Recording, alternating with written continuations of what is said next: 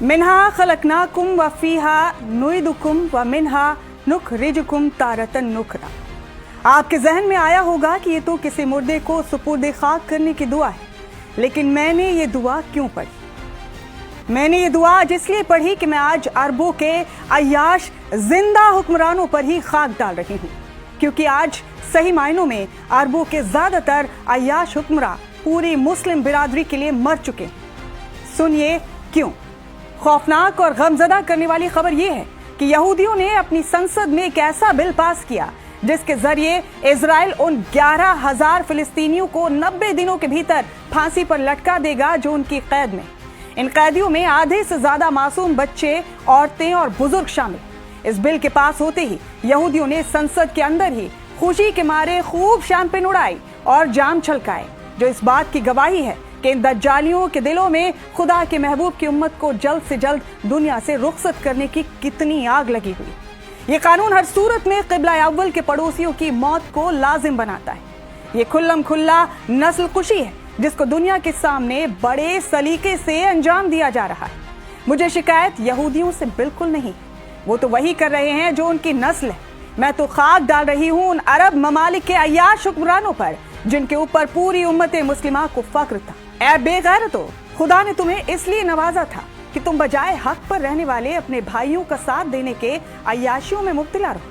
अरबों के नामर्द हुक्मरानों, अगर तुम अय्याशी करने के लिए यहूदियों के कोठे पर नहीं जाते और वहां जाकर अपनी रातों को रंगीन करने के लिए जाम नहीं छलकाते, तो आज ये जालिम और बातिल दज्जाली बैतुल मुकद्दस के बाशिंदों की फांसी के बिल पर संसद में जाम नहीं छलका रहे होते।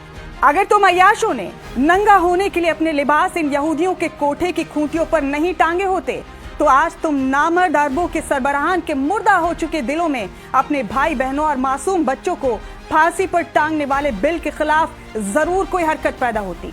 अगर तुम बेगैरतों ने अपनी हवस की आग नाजायज तरीके से नहीं बुझाई होती, तो खुदा की कसम इस बिल के खिलाफ आप जरूर आग उगलते। पाक और रूहानी सरजमी के इन नापाक हुक्मरानों के कलेजों में जरा बराबर भी ईमान बचा होता तो इस बिल पर इनकी ज़बान हरगिज खामोश नहीं रहती। लेकिन ये कैसे मुमकिन होता? ये आस लगाने से पहले मुझे याद रखना चाहिए था कि ये तो वही झब्बेदार हुक्मरान है जो फिलिस्तीन के 70,000 मासूमों के कत्ल पर खामोश रहे। मुझे याद रखना चाहिए था कि ये तो वही हैं कि जब फिलिस्तीन में मोमिनों के चिथड़े उड़ाए जा रहे थे, तब ये शकीरा पर अपनी दौलत उड़ा रहे थे।